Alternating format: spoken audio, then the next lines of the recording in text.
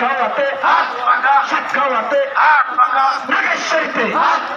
পৌরসভায় একটা টিয়া পাই গো পাই তিনটা নাই হয়েই যাবে কেটেই যাবে ইনশাআল্লাহ 12 তারিখে সেই মার্কা চরের মার্কা শরিয়ার পক্ষে এক মার্কায় একটা শরিয়ার পক্ষে আলেমুল্লামার কোরআন সুন্নাহর আমজনতা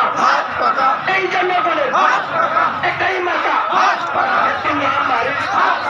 মার্কায় একটা ইনশাআল্লাহ